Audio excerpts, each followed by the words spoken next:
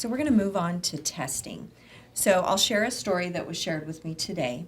A community engagement member had this experience yesterday. Her son and his girlfriend tried to get a COVID test at our urgent care on Court Street. They told the staff at the beginning they did not have a fever.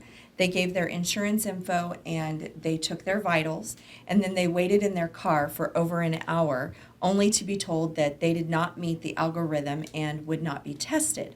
So the questions from this experience are, couldn't they have been told that at the beginning? And I'm going to go a little deeper into the background here. So her son was exposed at work. He works next to a man that tested positive but remains asymptomatic. And that man's wife was an employee who worked at Ruiz Foods and tested positive. And then her son's girlfriend is a manager at Starbucks and oversees 40 employees. And you know, our Starbucks employees still have a lot of contact with the public, so the manager advised her to get tested. So first of all, shouldn't they have been told that at the beginning instead of waiting in their car for an hour? And why were they not tested? And is Cahuilla Delta's testing criteria different than the county's criteria? Okay, all great questions. I can certainly understand the concern of the man and woman having the exposures that they believe they have. So I certainly understand that. So at our urgent care center, our testing protocol essentially does mirror that of the county. We do not test asymptomatic patients at the urgent care center. So the patients, it sounds like, they arrived and they told the care provider, who was probably a nurse, who came out to their car, and they told them that we're asymptomatic. She probably went through the screening with them, no fever, things of that nature. We do offer the folks the option of waiting in their car or coming and waiting in the lobby. Because when I'd heard that, I was concerned that waiting in your car for an hour, apparently that most likely sounds like it was their choice to wait in the car rather than the lobby.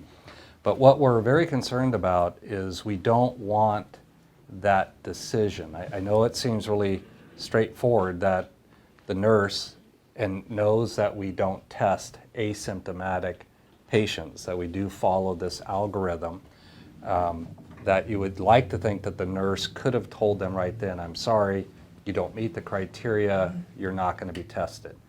But a nurse can't make that decision. That decision can only be made by a physician, a provider, which would have been a physician assistant, or a nurse practitioner. So they had to wait until that provider said, we're not going to test you. Because the provider, could have seen something that caused them that even though you didn't meet, all the criteria under this algorithm, there have been some real interesting things that have come to light over the course of this. The loss of sense and smell wasn't one of the initial criteria, but now has been added. Diarrhea wasn't one of the initial criteria, but has now been added. Your toes turning blue was not one of the initial criteria, but now is added. So the provider is the only one that can actually conclusively say, I'm sorry, we're not going to test you, or we are going to test you. Okay. So the nurse can't do that. Why they had to wait for an hour, I did reach out to John Leal. John is our director over the urgent care service.